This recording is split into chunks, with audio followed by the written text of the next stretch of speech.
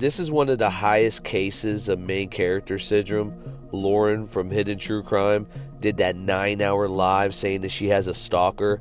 It seems like she covered so many true crime cases for years and seen how much clout these people that are part of the case, a victim or the one that actually committed the crime, get the clout. She had to get the attention this time. Process of her 9-hour live trying to expose her quote unquote stalker, right? She's actually exposed herself. One of the things is she's actually preserving and keeping her dead brother's sperm. And a lot of people, including me, think this is kind of strange. And there are many, many people out there that have fertility issues, that need sperm donors. And we wondered, at some point, should we save my brother's sperm? And not only that, it seems like she's digging the grave deeper and deeper, now involving her husband into the mix. And they did a 3-hour, 4-hour live on the subject at hand again. And you kind of see why it got to where it's at. These people over exaggerate, and I'm going to show you an example right here. By the way, one of the people saying this because of this was on our show years ago. And I will say this, one of the worst moments I've ever had in 5 years, one of the moments that pissed me off to no end, unlike every other moment on any show I've ever been on, this person was on the show. And somebody, a viewer asked a question of me that was extremely emotional. And I was pondering the question. You could see I was getting emotional. I was going to give one of the best responses I've ever given. And you know what happened? Because this person couldn't handle the fact that I was getting emotional, they cut me off. They absolutely cut me off, refused to let me answer because they couldn't handle that emotion in a male. Especially in a male, that raw emotion that I was about to express, and I was so angry. If this person wonders why she's not on our channel, you might want to look at yourself. You might want to look at the fact that you cut me off in one of the most critical moments on one of our shows that I've ever had. You might want to look at the fact that people didn't like you. Now, apparently Lauren's husband here is talking about Lori Hellis. Now, the reason I showed this clip, the most important part, in my opinion, is that they kind of over-exaggerate things and they take things to the extreme. Okay, this is just YouTube, all right? I don't know how many live streams and panels these people been on, but people cut people off. I mean, how many times has DVS cut everybody off on our show? It is what it is at this point. How many times has Ronnie done it? How many times have I done it? We've all done it. It is what it is. You don't take it to this extreme, and this is just why they took this stalking thing to this extreme. It didn't need to get this far. But again, they ran out of content, or they wanted to be the main characters, and they got their wish. Because look, this is her second highest viewed video. What?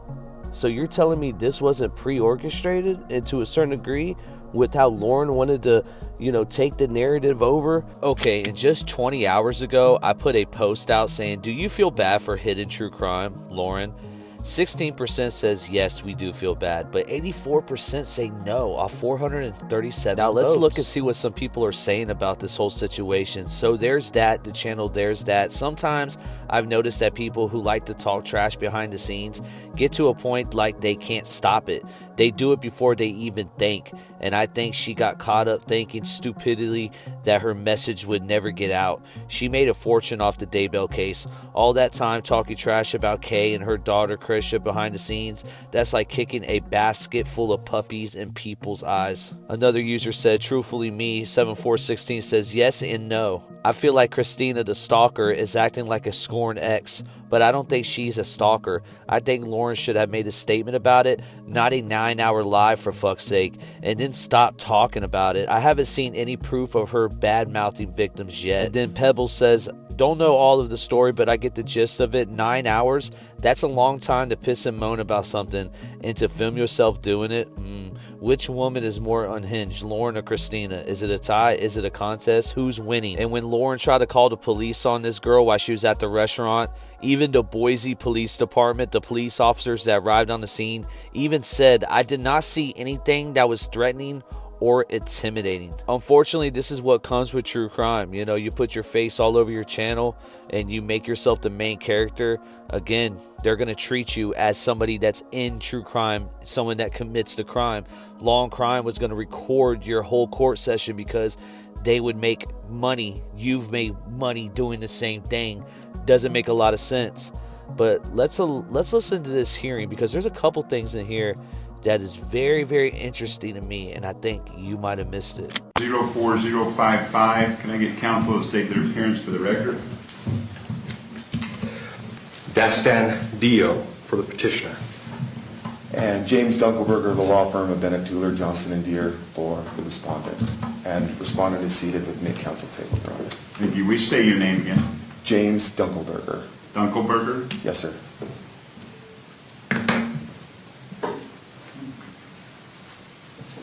Okay, counsel, before we get going, do you want to proceed by proffer, and I'll ask put your clients and witnesses under oath and see if they'll affirm it, or do you want to call up witnesses, cross-examine, direct examine? I think witnesses, we would prefer calling witnesses, not proffer. Okay. We are set for an hour hearing, so use that as you see fit. I notice I did have a motion to allow some witnesses to appear remotely. Yes, Your Honor, that's our motion. Are they out of state? Yes, they are. Okay. Petitioner also had a motion to allow one of our disabled witnesses to appear remotely. The court granted that motion, I think, this morning, and provided the link. But we did have a request outstanding for other witnesses to appear if necessary. So you guys would stipulate to the witnesses appearing remotely? I have no objection to that. Me neither, Your Honor. Okay. Your Honor, if we could just revisit the schedule today, though. There are several declarations filed on each side. Several witnesses probably intend to appear today. 1 hour is an awful short amount of time to get this all done, and if we are going to try to do it in an hour of live testimony, could we have some sort of a guidance from the court on how we split that up, or, you know, how our time's to be spent today? Yeah, you guys choose how. I mean, I'll make it even, that it's 50% to each of you as to how you want to go about it. I noticed that there was several declarations filed in regards to this. Have the parties had any communication? No, Your Honor. A little The bit of parties procedure, themselves. yeah. Okay. Forgive me, maybe I misunderstood. You mean counsels? Yeah. Counsel for party? Yeah. Minimal on procedural matters last week. How come there's been no effort to resolve this? Is there a reason why? Well, from my perspective, it's not that we're against that or opposed to that. It's just the timing of it has been so short between when the injunction was filed and when he appeared, and so there's been a lot of evidence and other briefings to submit and worry about. So we haven't. I would just say it's only because we haven't had a fair chance to do it. Okay. Well, let's go ahead and get started, unless you guys think that some discussion, I can give you a little bit of time if you want to go out and discuss. If you think that would be fruitful. Otherwise, we'll just get going. I'm happy to go out with Destin and try to have a quick discussion. Okay, why don't you guys do that, and then come back in and let me know. Okay, thanks, sir. 5 minutes, 10 minutes? Yeah, 5. I mean, you can tell if we're making progress as soon as you can see that we're going one direction or the other. Let me know. Okay. Thank you, Your Honor. You may have a seat. Okay, counsel, what were we able to work out? Unfortunately, Your Honor, we're not going to be able to come to a stipulation today. Okay. Let's go ahead and, are you ready to proceed then? We had one matter of housekeeping, Your Honor, from the petitioner, if that's all right, if I may. Go ahead. So, given the nature of the claims and the emotional distress it's caused to my client, and considering the audience we have here, my client is requesting that only the necessary parties, those from the respondent's side who will be testifying, be allowed to be in the courtroom, to provide her some sort of safety and comfort during these proceedings, to the extent we can. Okay. Mr. Dunkelberger? Yes, Your Honor, we'd object to that. This is a petition that's been brought by petitioner. She's going to be here in the courtroom, and as respondent, Ms. is entitled to have people here with her. Yeah, it's an open courtroom. There's no motion filed to close it. So, and I expect the parties to be here in person when we have a case. So that motion is denied. Okay. Now, as to the reality of where we are, how much time does counsel think that realistically you're going to need in this case? Well, we need at least 2 witnesses, 3 including the petitioner's husband. I'll try to get through them as quickly as I can, but there are How some much time are lines. you anticipating? Well, Your Honor, I had anticipated having the whole day, honestly. So, or at least half the day. When did the notice go out? This was continued, if I remember correctly, this was scheduled for last Friday after. That's correct, and then it was rescheduled to Monday the 17th to the 27th. So I'm not sure why when we scheduled it at 4, why you'd anticipate you would have a half day or a whole day. You're right, that I might have misread that, or read too much into it, but it was rescheduled for 11 a.m., so. So how much time are you anticipating? That's Hours. how many hours? At least 3. On your case in chief? Yeah. Mr. Dunkelberger? So we were prepared today because of the short time frame to proceed primarily by proffer. We understood that that's what was going to happen today, given the short amount of time. Brief opening statement, proffer the witnesses, some cross-examination in a hurry, and then be out. We are prepared to accordion to the court's convenience on this. Certainly, if the other side's entitled to 3 hours, we'd ask for parity, but we think that you could do it in substantially less time. It just depends on how they want to do it. Okay. I have a suggestion, Your Honor. Pending before the court is our ex parte motion to enforce the temporary civil stalking injunction. Perhaps if we proceeded to resolve that motion, that may resolve the entire matter. In other words, I guess what I'm saying is perhaps we can achieve what we need to by simply ruling on that motion, and then if it's granted, then that resolves the issue, and if it's not, then we can, I guess, readdress and plan at that point. Mr. Dunkelberger?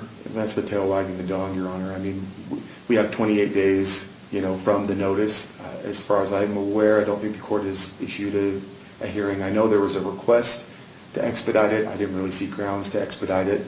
There's some pretty serious allegations, and frankly, we were expecting it would go the other way around.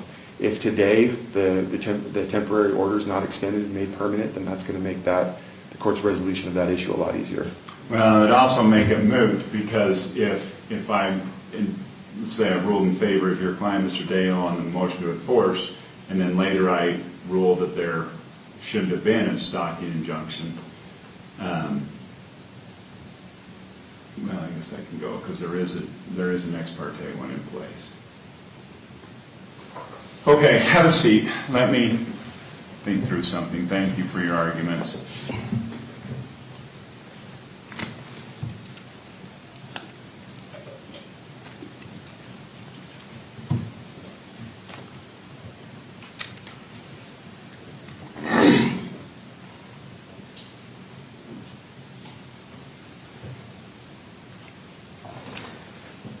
Your Honor, may I respond to one thing he said? Sure. Thank you. The standard in that is applicable to the ex parte motion and the enforcement of the temporary civil stalking injunction is completely separate and irrelevant to the issuance of a permanent stalking injunction. The temporary one was issued, and it was effective, and there were violations of it. Whether or not the court decides to continue that issue a permanent stocking injunction is a separate question. So I would argue that we can proceed on just the ex parte motion today. But didn't I just see a request to submit just barely filed on 9/17? So just 5 days ago? I'd have to check the date myself, Your Honor. Yeah, that's what I saw. So I do think that there is a preparation time. We do have to give due processes to, if they weren't prepared to argue that today, it's not fair to throw it on them and put that in there. Let me just look at a couple things here.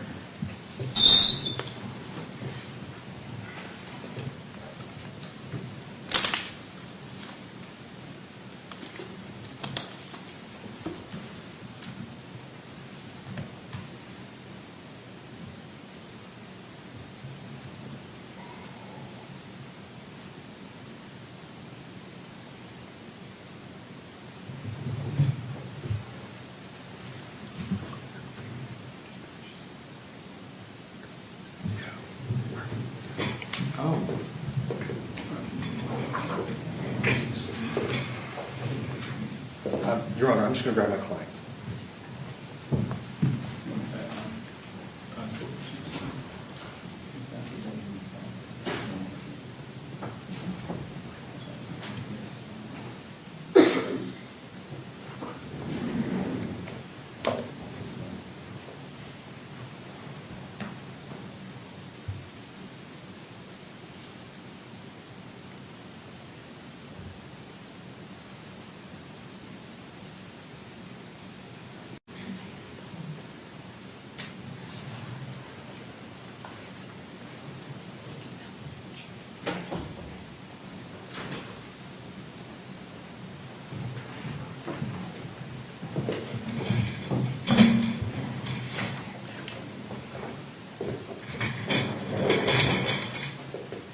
Okay, counsel, here is what I am going to suggest we do. In light of, it doesn't sound like typically on these we have limited witnesses and or they proceed by proffer.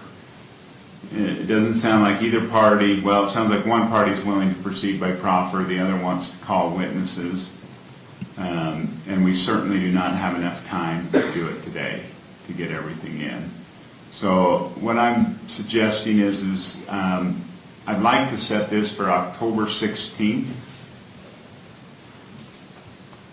And in that time I could give you, I can't give you the whole day, but I can give you a good portion of it.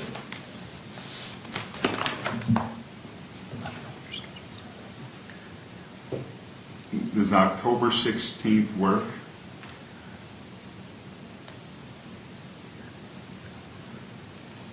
Counsel for petitioner is available that day, but my client's still checking.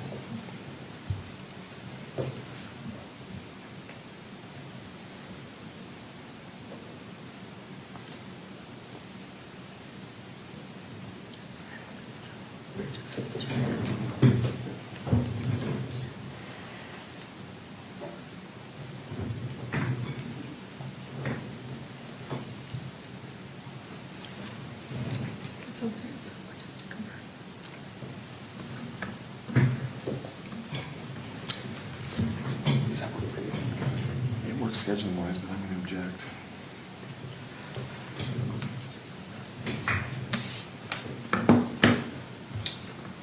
Okay, Mr. Dunkelberger, I heard you say you're going to object. Go ahead and state your objection. Yeah, just for the record, thank you, Your Honor. It was noticed for today. We asked for a stipulated continuance. We didn't get it. We moved for continuance. It was continued 3 business days. We have witnesses here from out of state to be sworn in to testify regarding their affidavits to proceed by proffer. It was scheduled patently for an hour.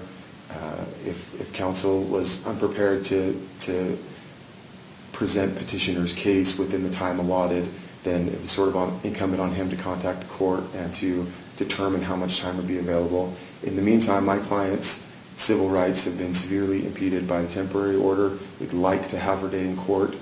A continuance of almost a month severely prejudices her. We've got that's recalling witnesses that have come from out of state.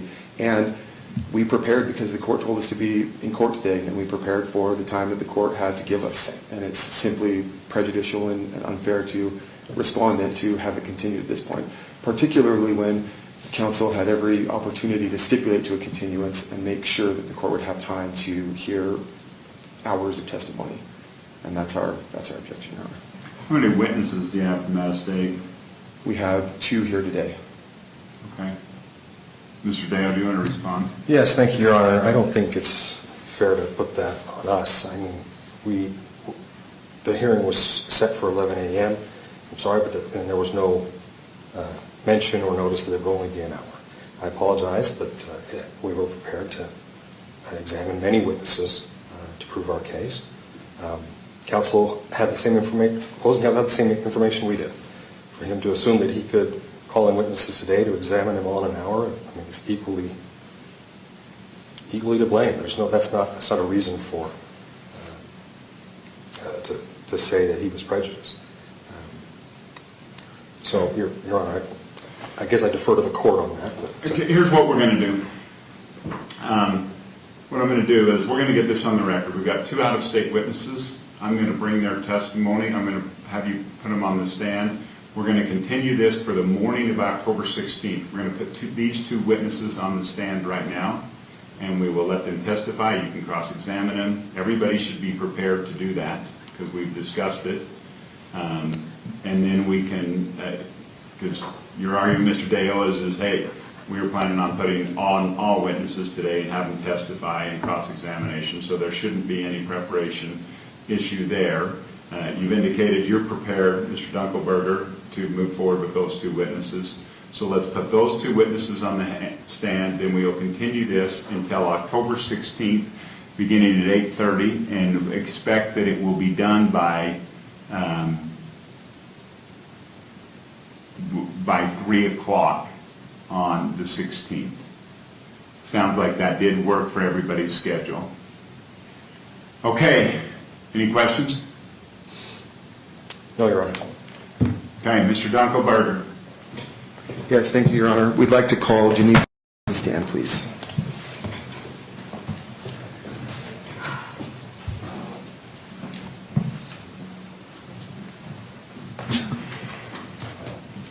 Please stand right here. Raise your right hand. Do you solemnly swear the testimony you're about to give and the matter before the court will be the truth, the whole truth, and nothing but the truth, so help you God? Go ahead and have a seat.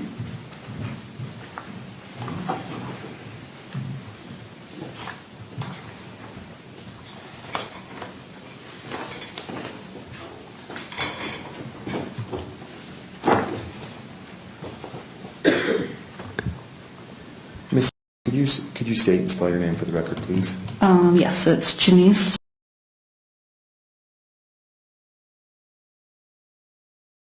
Okay. And Miss, in anticipation of today's proceeding, did you submit a declaration to be filed with the court? Yes. And did you have the opportunity to review and comment on the declaration before it was filed? Yes. Were you able to correct or modify or draft or otherwise comment or contribute meaningfully to this declaration? Yes. Did you authorize signature of this declaration? Yes. And did you understand that when you did that, you did it under penalty of perjury of Utah law? Yes.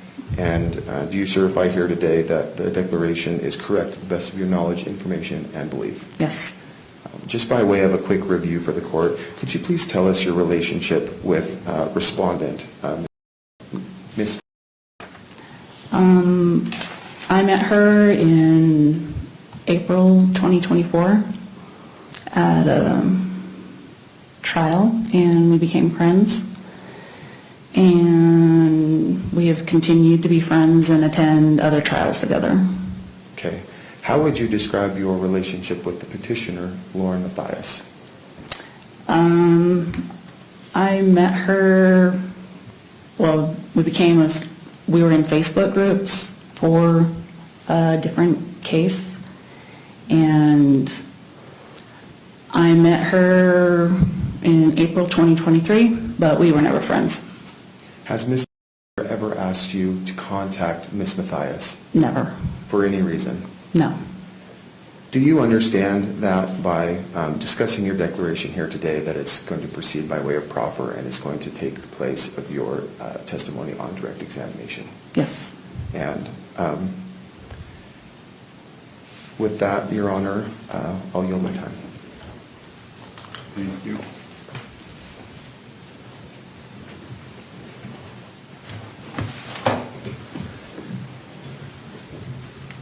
Just a clarifying question. I wasn't clear on when you met my client. I met her at a trial April, I think it was, trying to remember, 23 maybe? April 23? I think, well, yeah, Do 23. you remember the trial? Yeah, it was Laura Daybell's trial in Boise. Okay. That's all I had, thanks. Ma'am, you may step down. I'm assuming no redirect? No, Your Honor. Okay, thank you, ma'am. Next witness? Yes, we'd like to call Lindsay, please.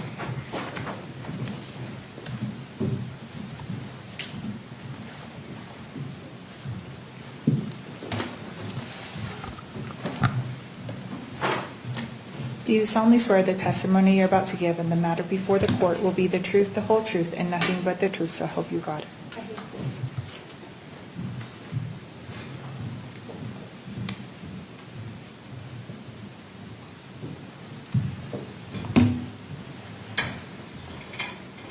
Miss, could you state and spell your name for the record, please? Lindsay.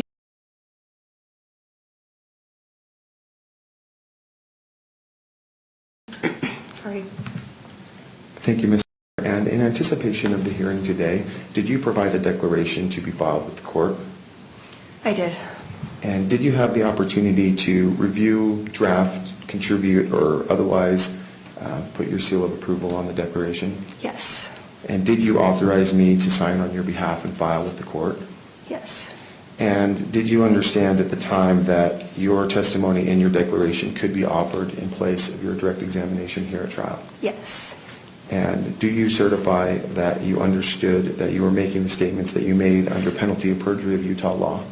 Yes. And are these statements true and correct to the best of your knowledge, information, and belief? Yes. Just by way of background and a quick summary for the court, could you please tell me your relationship with Ms. Respondent? I met Christina in April of 2024, and we became friends and have been friends since. Okay. And would you please describe your relationship with the petitioner, Lauren Mathias? I met Lauren Mathias in April of 2023, and we were acquaintances at first and then later became friends. And then we were friends in April of 2024 when I met Christina. Okay. Was there any point at which your friendship with Ms. Mathias changed? Yes. When was that? In December of 2024. And what happened? Well, I was freelancing, working for her, and that relationship ended. I thought we were still friends. We talked in December. Everything was fine. Then the next time I saw her in person was in April of 2025. And we greeted each other briefly at the courthouse and lined for security. Hey, how are you? Good to see you. That type of thing. And I haven't spoken to her since. Okay. Did at any time Ms. ask you to contact Ms. Mathias for any reason? No. In your declaration, you gave some testimony about an incident that occurred at a restaurant in Boise. Do you remember that? Yes. And was there any interaction by you personally with the police after that episode? No. Okay. Have you reviewed the police report that was generated from that episode? Yes. Okay. And you received a copy of it previously? Yes. Okay. Do you know whether or not that investigation remains open? To my knowledge, it's closed. Okay. And what's your knowledge on that based on? Based on the police report, the officer talked to the restaurant, maybe the waiter, confirmed that me and my friends were at the restaurant before. We left after, and when the officer put in his report that he spoke to, Objection, hearsay, Your Honor. it's in with the Okay. Hold on. Let me just. Yeah, she's going to testify anything the officer says, it will be hearsay sustained. Okay, move to strike, please. Yeah, that's stricken. Any hearsay testimony, the rest of it. Okay. So with respect to your review of the report, just to repeat for the court, you've Yeah. reviewed the report. Yes. Okay. Was Ms. present at the restaurant in Boise? No. Do you know where she was? Europe. Okay. Objection, foundation. Sustained. How do you know where she was? Because she told me she was going to Europe. But Objection calls for hearsay, or is hearsay, excuse me. To the mission by a party opponent. Overruled. And in any event, she wasn't at the restaurant with you? Correct. Okay. Following the incident at the restaurant, or at any other time, have you, on behalf of Ms. ever reached out to Ms. Mathias? Never. With that, I'll yield, Your Honor.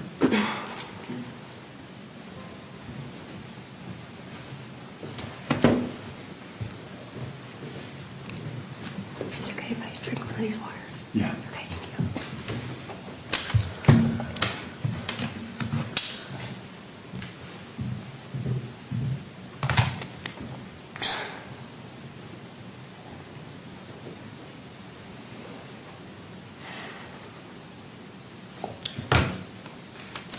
Is it Miss or Mrs.?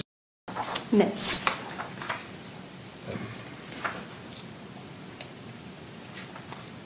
Miss.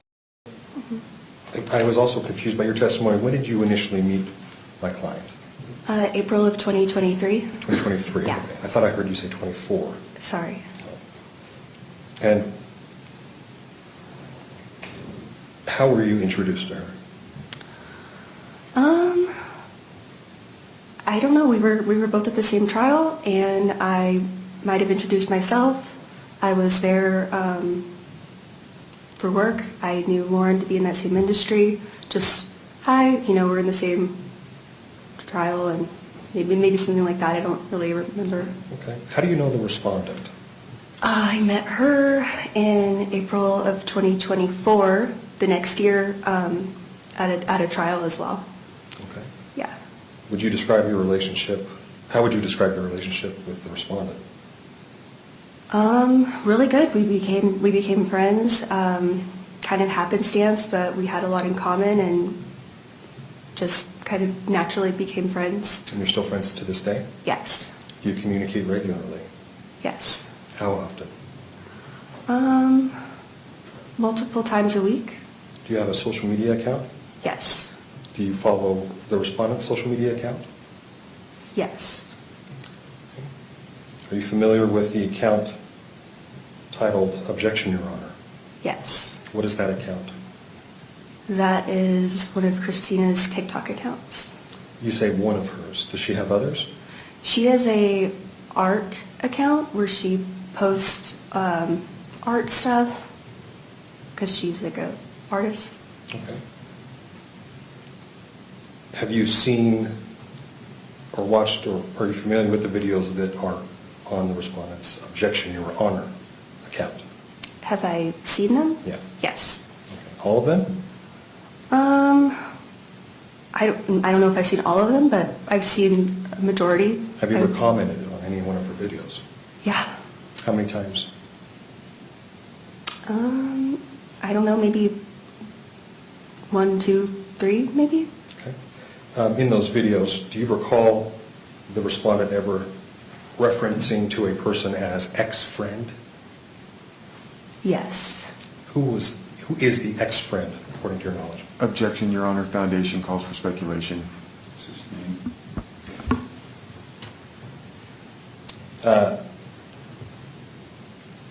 So you've seen the videos, and you just mentioned you have seen the ones where she mentions her ex-friend. Correct. Okay. Let me ask you, what is your understanding of who the ex-friend is? My understanding, the ex-friend Mm-hmm. to be Lauren Mathias. That's my client. Correct. Okay.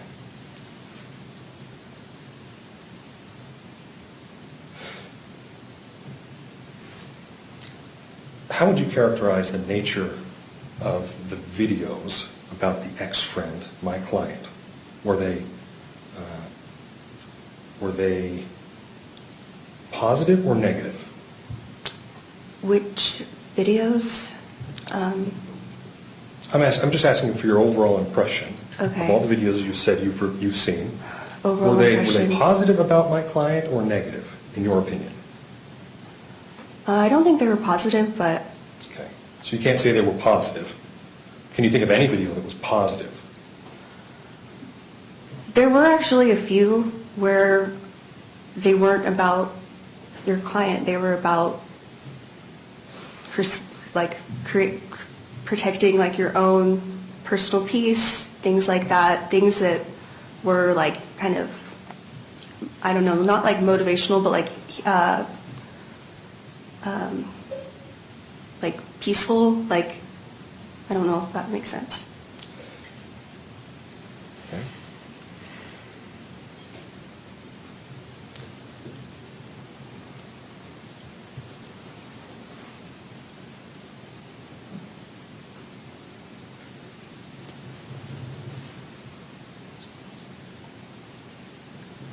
Do you communicate with my client to this day? No. When was the last time you communicated with my client, to your memory? The last text messages I sent her were in January of this year. I was asking her to coordinate a podcast collaboration. Those messages were friendly, business, professional, and then the last time I spoke to her in person was in April of 2025 when we briefly greeted each other. Okay.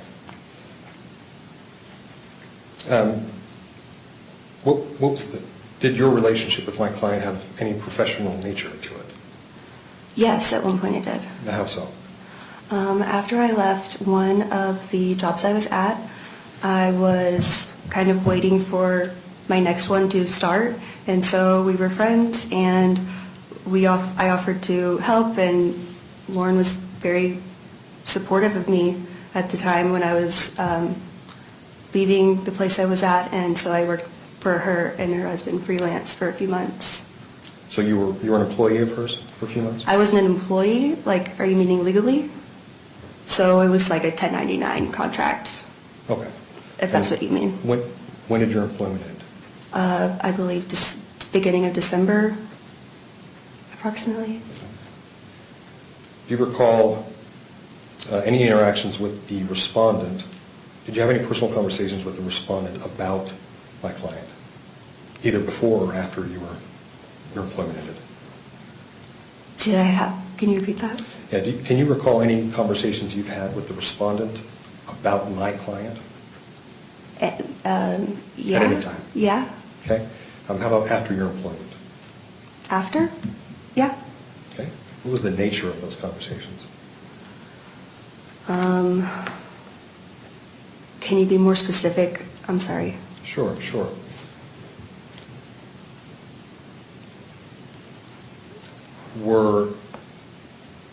Whenever you were speaking with her about my client, would you characterize it as positive or negative?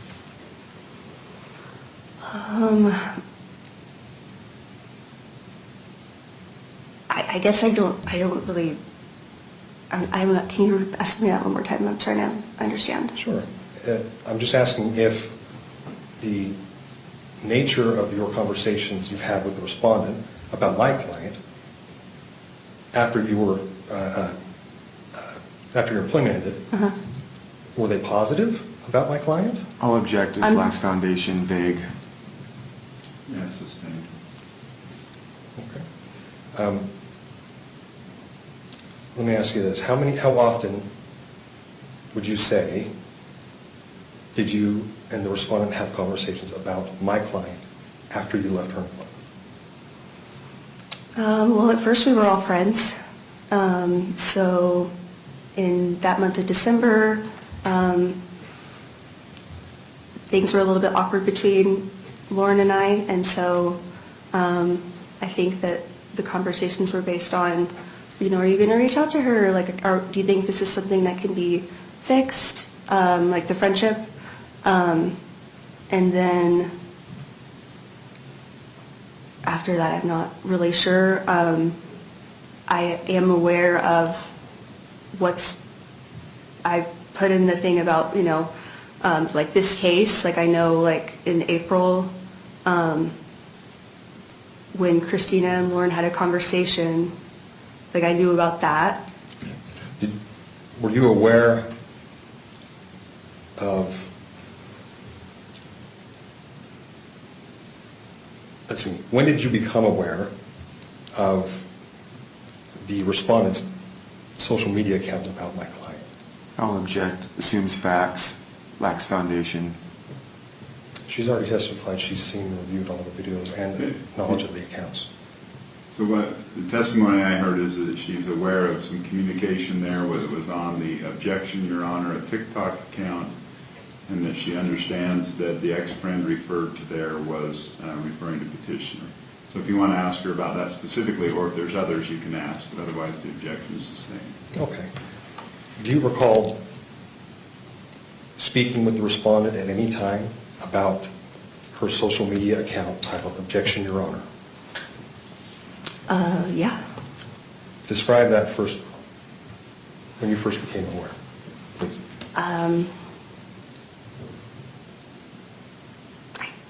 I don't really remember. I think I would be guessing. I would be sure. I was probably, I don't recall specifically. Do you recall if the respondent alerted you or made you aware that that channel existed, or did you happen upon it on your own? I can't remember. You don't remember the first time you watched a video on that account?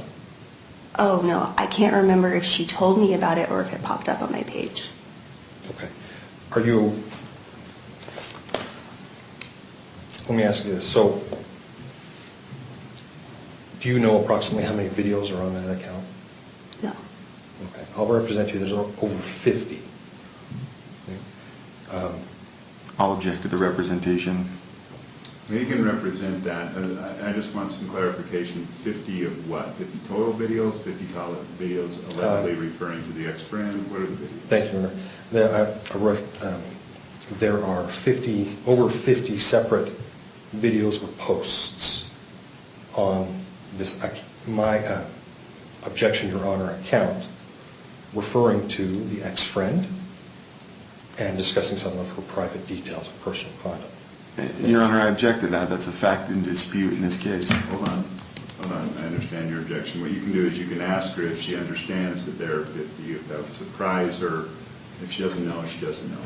Okay. Have you seen all the videos, all of them? No, I haven't watched every single video.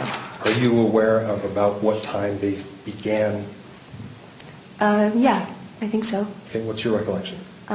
Maybe in June, Okay. maybe? Was this before or after you ceased working for my client? After? Okay. So, to clarify, the videos began popping up on this account, to your knowledge, after July of 24? 25. 25, excuse me. Sorry. Okay. Did you have any involvement in making or creating those videos? No. Okay. Are you aware that there's a second social media account titled the same Objection, Your Honor, on, I think it's Instagram? Yeah. Okay. Have you seen those videos? I don't know. Okay. I'm not sure. Maybe. Maybe. All right. I can expand on that if you want a little bit, but Sure, go ahead. so because I do other people's social media for work, I'm not typically logged into my own social medias. So when I do log on or switch accounts, like I kind of can't remember because I don't do it that often. I kind of don't really like social media for myself because I work doing it, so I can't recall. Okay. That's what I mean. That's all right. I'll move on. Yeah. Let me backtrack just a little bit for sake of time.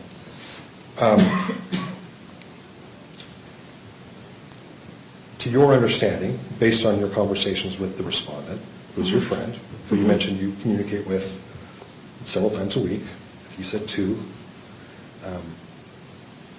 what is your understanding of the purpose for which those accounts were created?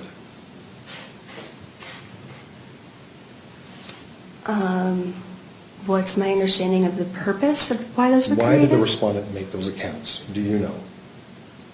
I think because her art ones had like 50,000 followers on it, and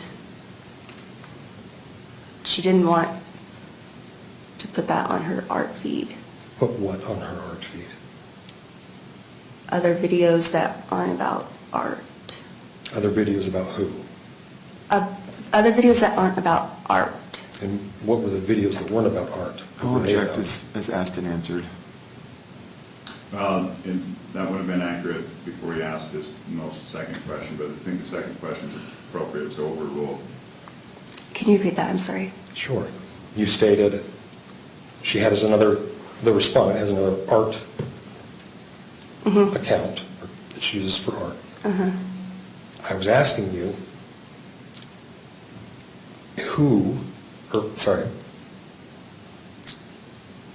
so you said she has this other account she wanted to, why did the respondent, to your knowledge, create a separate account titled Objection, Your Honor? Now that has been asked and answered. She said so that she didn't intermix. She's got her art account. She didn't want to run this other stuff on the feed. The Gotcha. question that the second one you followed up with was, what are the other posts or videos she's putting on the other account? Thank you, Your Honor. That's correct. So, what are the other posts that the respondent made? The other posts on... That you referred to other posts that she didn't want on her art account. Oh, what were those videos about? Those videos were Christina talking about her life, things going on in her life. What was going on in her life at that time? And I'll object, lacks foundation, calls for speculation. To your knowledge. Hold on. I'm going to sustain that objection. Go ahead with your next Okay. Do you have... Well, I'm just asking you, what do you understand those videos on her other account to be about? Or, excuse me, let me rephrase. Why did she create a separate account specifically for these videos? You mentioned she didn't want these videos on her other account, on her art main account or whatever. What is your understanding of why she created a separate account about other videos? So I actually didn't really understand that part either. Like, I don't know.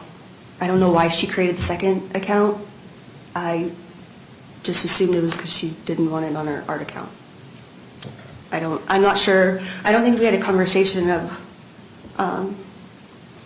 that. So I'm not sure. Okay. Did I answer the question? I'm sorry.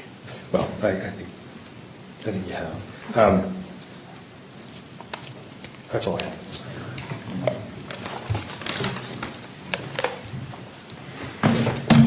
I know we're out of time, Your Honor. Very brief redirect here. The posts that you saw, did they contain threats? No. Did they name Lauren? Hold on. I need some foundation. What posts? The posts that you were discussing, that you said that you saw Yeah. on these accounts? On the objection, Your Honor accounts? Yes, Your Honor. Okay. 0. Okay. I'm going to object to legal conclusion, Your Honor, about threatening, what constitutes threatening language. Okay. Overrule. Did they refer to Lauren by name? No. Did they depict Lauren by photograph with her face showing? No. Have you ever threatened Ms. Mathias or her associates? Never. Have you ever purposely stood in their space in order to menace them or intimidate them? Never. Have you ever seen Ms. MacArthur stand close purposely to Ms. Mathias to threaten or intimidate her? No. You mentioned some conversations that you'd had with Ms. that were about Ms. Mathias. During those conversations, did you ever hear Ms. MacArthur threaten Ms. Mathias? No. Did you ever hear Ms. MacArthur talk about encouraging someone else to threaten or menace Ms. No. Mathias?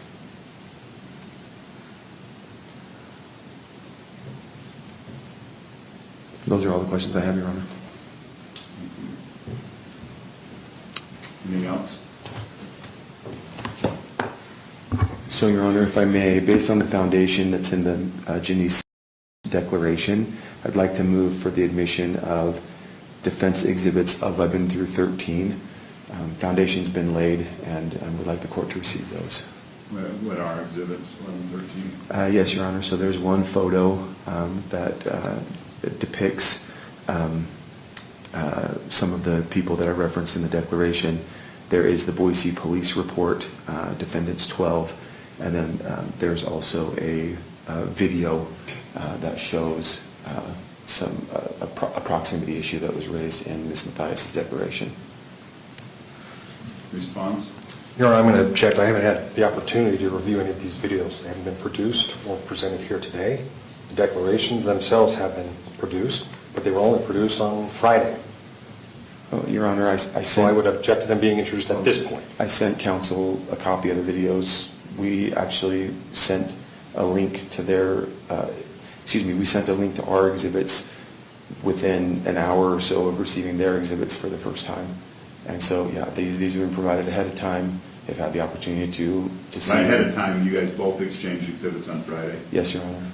Yeah. And we that's the first time that we had received them as well, even though they're referenced in the August declarations. And so, again, that's done in anticipation of trial. If you'd like me to play for the court or show the court the exhibits, I'm happy to do so. But they should be admitted at this point. What's your objection? Do you have a foundation objection, or is it just that you think you didn't see them until Friday? Well, I don't know what the videos are, so I'm not sure if they lack foundation. Did you review the declaration? I did. I have not received any videos contrary to, or any. I haven't received the evidence that he claims to have produced. I haven't seen it in my inbox. I haven't seen any notices filed with the court that they were produced. Your Honor, I'd be happy to provide the email that we provided Mr. Dell. In any case, even if they were provided, it was just last Friday. I haven't had a chance to review Yeah, this. this is the problem with the cramming that's going on. Is we do have some real due process issues. First of all, are we done with Ms. Yes, Your Honor. Ms. Let me step down. Thank you.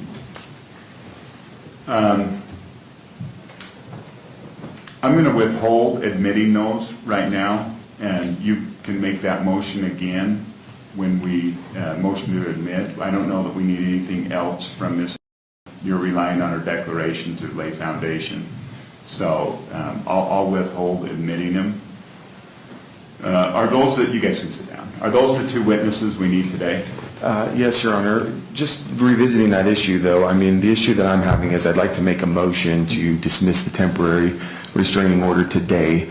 Again, almost a month is a long time for a temporary order to last, and I think that particularly Defendants 12, the Boise Police Report, is really central to the way that Ms. Mathias obtained the temporary order in the first place. She represents... So that's going to be hearsay. I mean, let's talk about that. That's one of Sure. the things. That police report is hearsay, and her testimony doesn't get you past hearsay. Well, so her testimony can lay, and if you'd like, I can absolutely lay foundation for how she received it. It's a business record. The police have kept it in the ordinary course of business. You don't have an officer here. This is a civil proceeding. That's right, but she can testify that she received it directly from the police along with the other videos and things that the petitioner submitted. And with that, it's kept in the ordinary course of business. It is a police report, But she couldn't lay foundation. And you might look at it, she can't lay foundation that it was kept in the regular course of business. She's not the records keeper for the police department. I mean, and really, let's go to your primary point. I don't want to get caught up on that. Your primary point is that you've got some issues with the temporary stalking injunction being extended during this time period. And from your arguments previously, it seems like your client's primary concern is that this impacts her ability to make a living. yes. And her free speech rights. Yes, Your Honor. Talk to me about the free speech rights. How does this impact her free speech rights?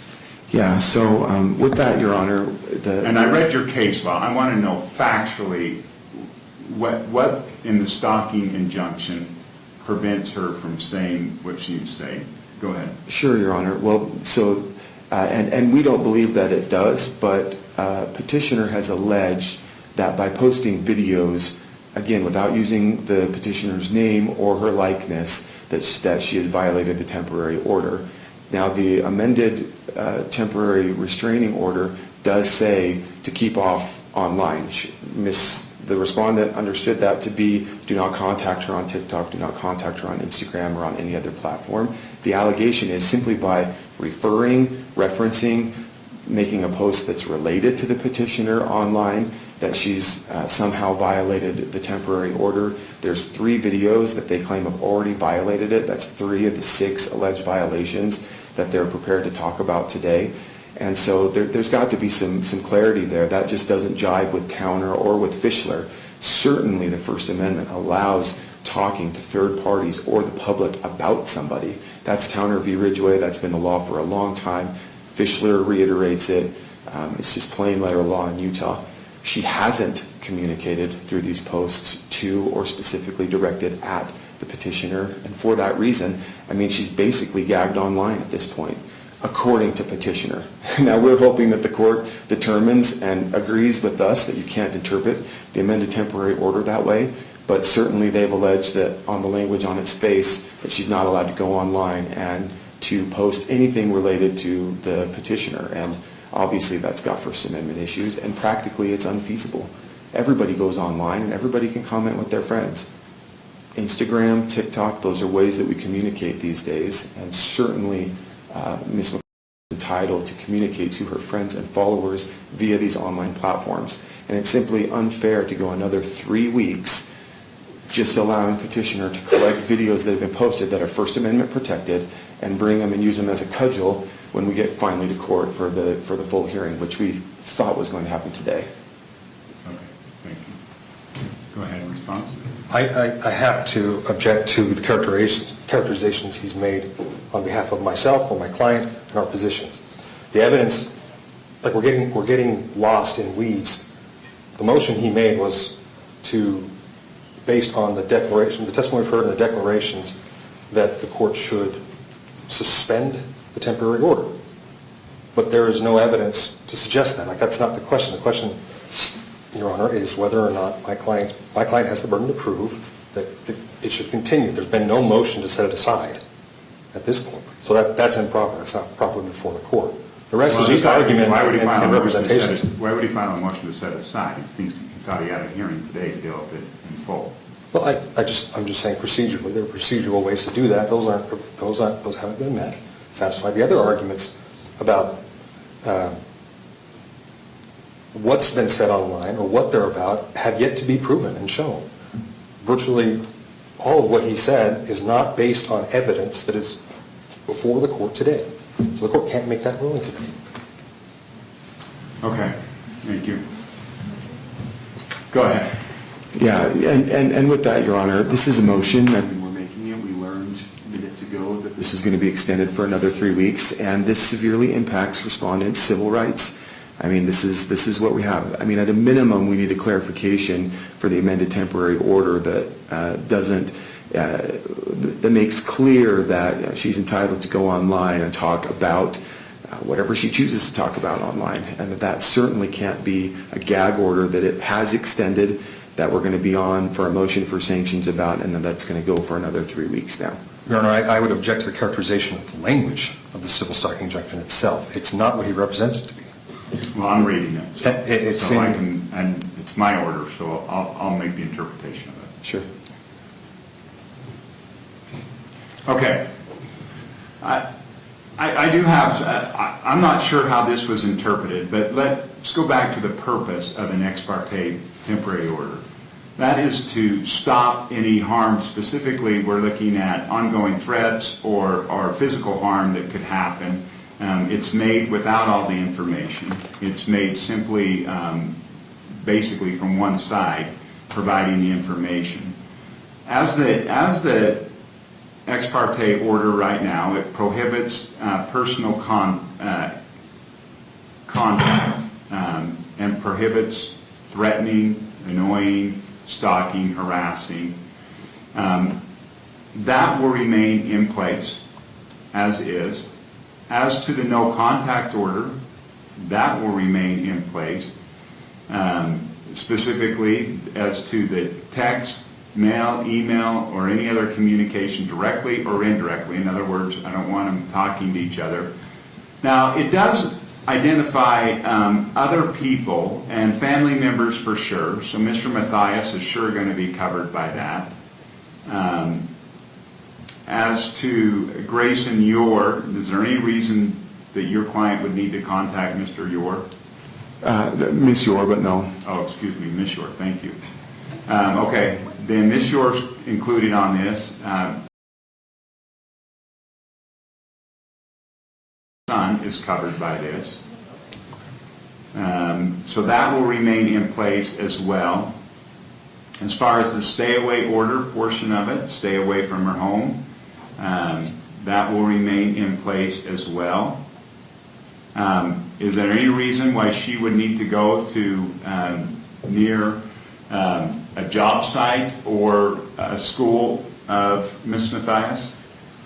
Well, no, but just to clarify, I mean, there's public places where they both may I'm going to think. deal with that. Okay, so no, not in Henderson, Nevada. Okay. And then I think this is the provision that may be misinterpreted here, that she's prohibited from online forums and social media accounts. But that was in kind of in parentheses, TikTok, but then it says down there the 2025 CrimeCon Expo that was in Denver, Colorado, September 5th through 7th. When I was reviewing this, that was what I was looking at, was that CrimeCon. I in no way intended that the respondent was to be kept off of social media sites. I do think that's freedom of speech issues, and I don't think that this order was intended to cover that. So she can get on those now. I guess she runs the risk if she's on those and those are interpreted as annoying or harassing, although I will say that's a fairly high bar in the sense of just because somebody says something you don't like, that's not going to be a violation of a stalking injunction. And there would have to be directed comments that were clearly meant for a specific purpose. Yeah, there was, in obtaining the order, petitioner made some allegations that she had strong belief that she was in immediate danger in relation again to the CrimeCon that was in Denver, Colorado. Now, as to the work environment, it does sound like the parties may attend similar court hearings. I'm assuming court hearings. Is there any other public buildings where they need to be in the same spot? Well, the accompanying press conferences and other kind of public places is what we're talking about. Okay. As to those, I do think that this order is not intended to stop Ms. from working. So I would object to that characterization, Your Honor. Which part? Sorry, the respondent doesn't work at courthouses. She's not a criminal investigator. My client is. So the representation that they need to appear in public, they may appear in public places based on her employment is not accurate. She has no employment in this field. I think it's not disputed that they're public places. It may be in dispute whether they consider her to be a professional in this field. We certainly do call that a disputed issue, but it's not disputed that they're public places. What does she do? She takes photos. She's a photographer. Yeah. She's not a photographer for the court? Hold on. Sorry? Well, that's true. She's a freelance photographer, and she also is, like everybody, trying to make her way in this true crime industry. Well, and I have freelance for you. Okay, that's right. She does freelance work for some national news outlets you would have heard about. Okay. Yeah, let me address the public place argument first. That doesn't fly because stalking injunctions often cover public places. However, it does sound like she has a right to be there and she's got a purpose for being there. And if that's the case, if she's there with a purpose, then she can be there. The order is that they will keep, that she will keep her distance because Ms. Mathias, she's not a respondent, there isn't a counter one. So Ms. is required to keep her distance from the petitioner. Now, it's hard to say exactly how far that is because it may be different if we've got a media scrum or something and we've been taking photos, then it may be closer. But she certainly cannot be right next to her. She certainly can't be making faces to her. She can't be making gestures. She can't be making comments. None of that can occur. If they're in a courtroom, like a courtroom here today, I'd expect that they would be on opposite sides of the courtroom. So I expect to receive a modified temporary civil stalking injunction with those changes incorporated. Your Honor, if I may, I'm sorry. There is actually one more place where the online stuff and the social media, way down at the bottom with other relief sought, is actually where I was quoting from earlier, where it says that she's not allowed to post relating to or referencing petitioner. And that's, I think, one of the things that we need to clarify. Where it says respondent shall cease and desist any and all online activity and communications relating to or referring to the petitioner, her immediate family and extended family members. Is that portion subject to the court's clarification on the other bit that you just made? Yeah. Now I think I was clear before that I expect her not to post anything necessarily that she's running a risk. If she posts something negative about her, that's something she can, I guess, theoretically do. But she needs to be careful in walking that line.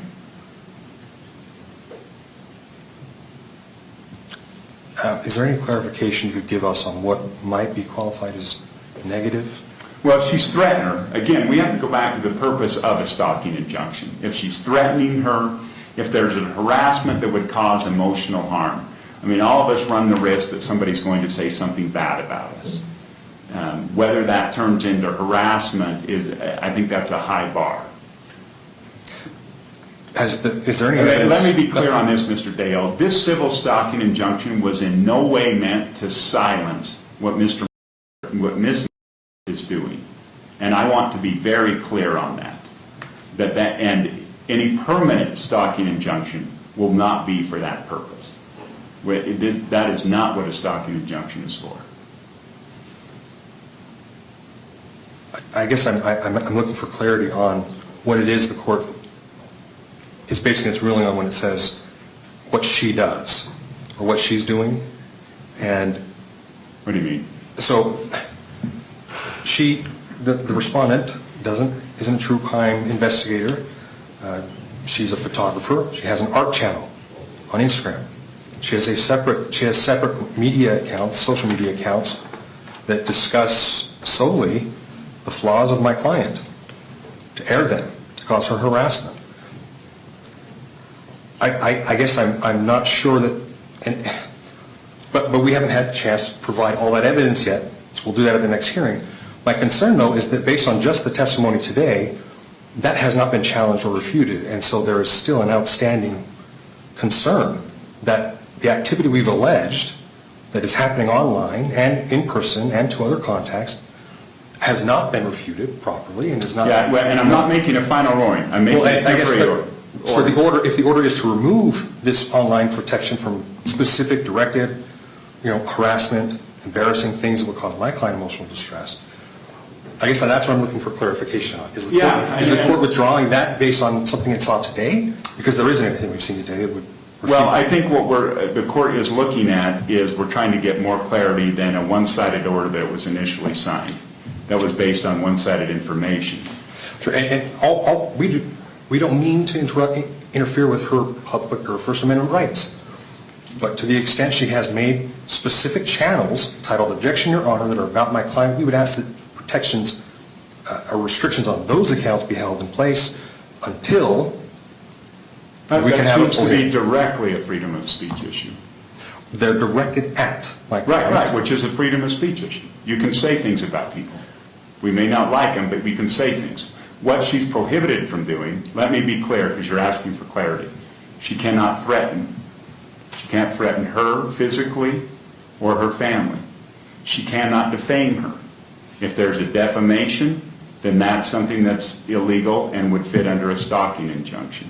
I think that's what we're looking at is that she can't do. I can represent to you that there are many, many videos that defame my client. Okay. So I would ask that that temporary protection be in place until such time as we can review, the court can review the defamation nature. Well, I think what I'm going to do is I'm amending it, saying that she won't threaten. We're going to be very clear online. She won't threaten. She won't defame.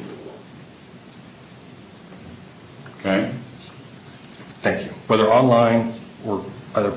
Well, she's not talking to her in person. I expect zero communication as far as she can't talk to her, she can't email her, she can't text her. Mr. Dunkelberger, I want to be clear, she can't do that through a third party. She can't send a message through a third party. There is to be no communication there. The other parts of the civil stalking injunction remain intact as well. I don't want her near her house. Does the 500 feet specifically remain? Yes. Oh, thank you. Yeah, no, as to her house. Now, like I said, the only exception to the 500 feet is if they're in a public space that they cannot be 500 feet apart. And then I expect them to be as far apart as reasonably possible. That's language I want in there, Mr. Dunkelberger. Yes, Your Honor.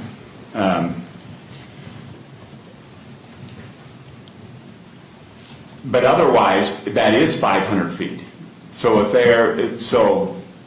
Mr. Dunkelberger, if they're in a mall, your client needs to move away 500 feet.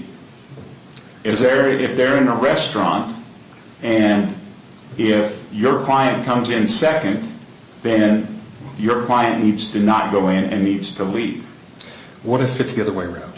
What if she was there first? Well, why would your client go in if she's worried, about her health, if she knows her there? That's the key. If she didn't know she was there, but the respondent says, well, I was here first, what should my client expect to do in that circumstance? Well, I would expect if your client is worried about her safety, when the reason we got a stalking injunction, and she goes in there, she would leave. Now, if by chance we've got Ms. McCarthy is in there, I'm assuming your client's not going to go over and approach her.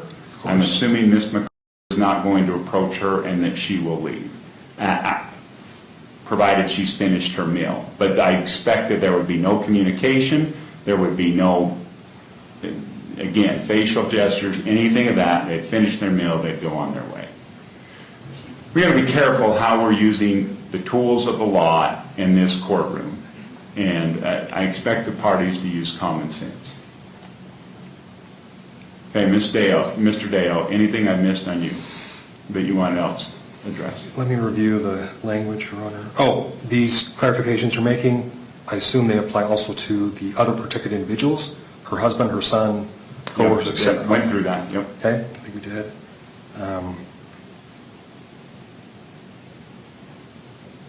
Professional associates, other known professional associates of my client. Can we retain that language? They're not covered under this list, so no, so you can have contact with them. What I did prohibit is third-party communications. You can't send a message through one of them. Understood.